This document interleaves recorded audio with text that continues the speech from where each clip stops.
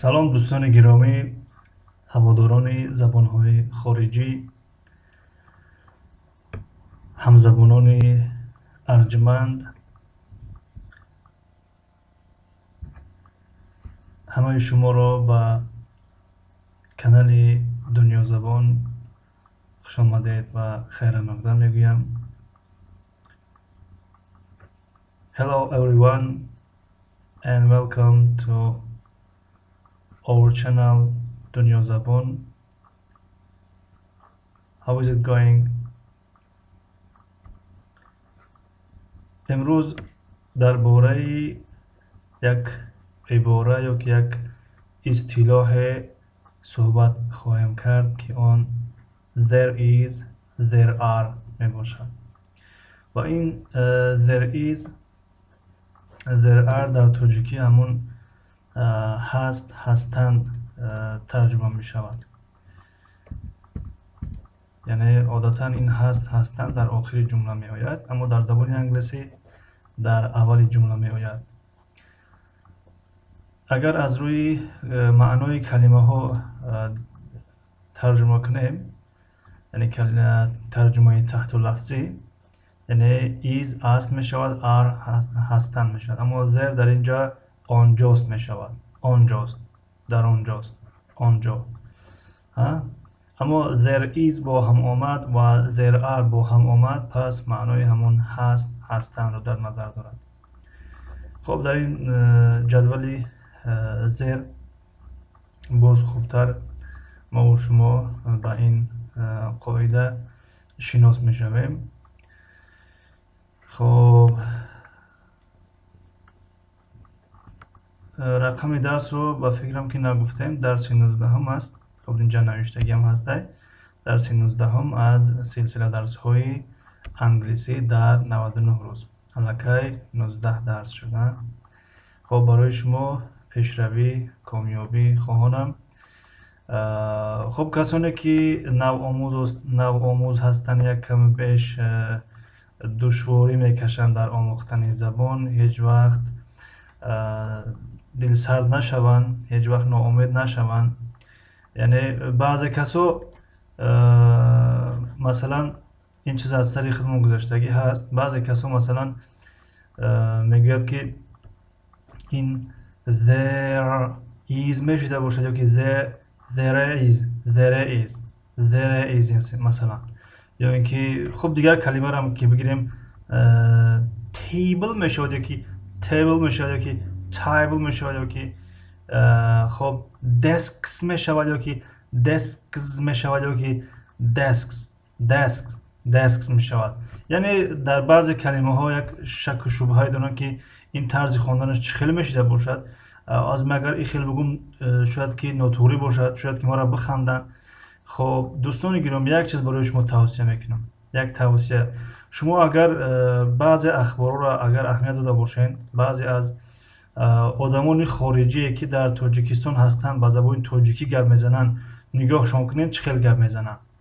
یعنی اینجا مقصد ما این نیست که اونها گپ زدن نمیتونن، یعنی مقصد ما این نیست که اونها خطا دارن باید که خطا که چون اصلاح کنن. نه، مقصد ما از این مثال ها آوردن است که شما ناامید نشوین. چرا؟ یعنی یک شخصی خیلی در زینه های بلندی حکومتی کار میکند، خیلی در میگم که وظیفه های بلندی بین المللی کار میکند، وقتی که از وی مصاحبه میگیرن، اینترویو میگیرن، مصاحبه میگیرن، وقتی به زبان تاجیکی گپ میزند ح را خوب تلفظ کردن نمیتواند، ج را مثلا خوب تلفظ کردن نمیتواند، ا را خوب تلفظ کردن نمیتواند. یعنی بعضی کلمه های هستند در زبان تاجیکی اونها را خوب تلفظ کردن نمیتوانند. حتی در گراماتیکا میگیم که خطاگی دارن، یعنی خطا میکنن وقتی گپ زدن. انا کلمه ها را پیش قفا میارن.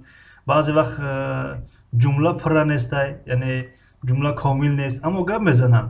یعنی تصور کنید که ما یک شخص عادی هستیم، یک کسی هستیم که نو زبان رو آموخته ایستادیم، باید که درباره این چیزا فکر نکنیم. و اون شخصانی که الکی در تلویزیون ها برآمد میکنن الکی یک میگم که این خطاگی نیست، این خطاگی نیست. یعنی اینا به خاطر اون گفتم که نگاه کنیم که یگان ملت با یگان زبان با مثل اون ملت گپ زدن نمیتواند.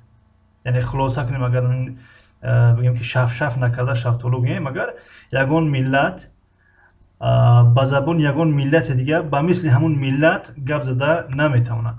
مثلا ما تاجیکا روسی رو، بعضی تاجیکا هستن که روسی رو خوب میدونن اما اکسنت دارن مثلا. یعنی ایلا همون تاجیکایی که مثلا از طفلی در روسیه کلان شدن، دیگر مکتب خواندن، دانشگاه خواندن، دیگر یعنی قریب 20-30 سال شد همونجا هستن و یا خیلی دیگر با مثل روس‌ها گام میزنن، یعنی وای از طفلی همونجا است. اما با مثل کسانی که روسی را یاد گرفتن، روسی گام میزنن، نگاه کنیم با مثل روسی گپ زدن نمیتوانیم هممون. یعنی در کلمه هایی که میخ کیز نگست اونا رو باید باریک تلفظ کرد. در کلمه هایی که خب ای هست خیلی ما شسته میگیم موی ساز تلفظ کردن نمیتوانیم.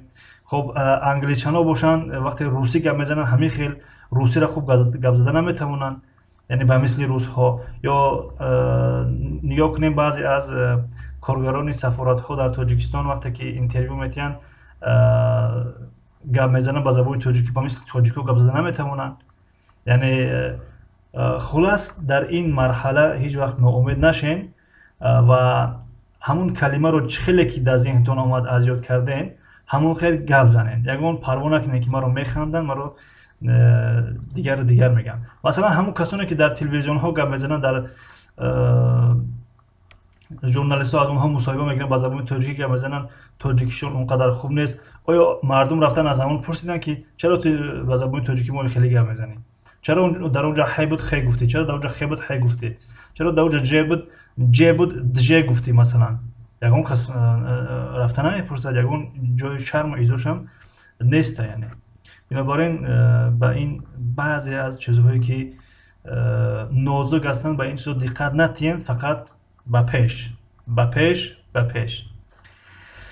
خب there is، there are یعنی هستن دو شکل دارد، شکل پوزیتیو و شکل نگاتیو. و این پوزیتیو دارد هم جمله های خبری و هم دارد جمله های خب جوابی ها و جوابی نه. و این نگاتیو در اینجا جمله های انکاری هستند و باز جواب های کوتاه نیز هست، شورت آنسرز. هم جواب های کوتاهی منفی است، هم جواب های کوتاهی مثبت است. خب اگر ما بگیم که اونجا مثلا کرسی هست، there is a table، میز است، there is a table، اونجا کرسی هست یا کرسی هست. یعنی میتوانیم بگیم که اونجا کرسی هست یا کرسی هست، همین قدر کفایت میکنه. یعنی یک نفر سوال میکنه is there a table، یعنی آیا اونجا کرسی هست؟ yes there is a table، یعنی بله کرسی هست، بله میز هست، میز. there is a table هست، ترجمهش کنیم همین خیلی، یعنی اونجا میز است یا که میز هست. یعنی there are two desks، یعنی desks هم به معنای همون میز میاد، اما پرتای دو پرتای هست. یعنی همین there وقتی با همراهی is اومد ترجمهش است می شود یا هست می شود و there are اومد ترجمهش هستن، یعنی در اونجا دو میز هستن. در ترکی هستن نمیگیم، همش رو هست میگیم به خاطر که در آخر جمله جمع نمیشن. همون تو وقتی که میاریم همون دلالت به شکل جمع میکنه. there isn't a table یعنی there isn't a table یعنی میز نیست یا اونجا میز نیست میگیم طوری است. there aren't any desks یعنی یگان میز نیست، یعنی وقتی که یگان آوردیم پس این شکل جمع میشود، یعنی any desks. خب yes no questions. سوال وقتی یک نفر را بخوایم که بگیم که همین چیز هست یا نیست، میگیم که is there a table آیا اونجا میزه هست. خب اینجا اونجا میگیم، یعنی مقصدش همون در پیش همون است، یا که در صحبت در جای رفته است باشه، مثلا یعنی درباره مکتب رفته است باشه، درباره خانه رفته است باشه، میگیم is there a table، یعنی میز هست، میز هست، میز هست مثلا. are there any desks، are there any desks، یعنی یگون کرسی، یگون پرده، یگون میز هست، یگون میز هست، یا که آیا اونجا یگون میز هست، یعنی میز هست یا آیا اونجا میز هست. جواب short answers یعنی جوابهای کوتاه yes there is، yes there is برای شکل تنها بله هست، yes there are بله هستند.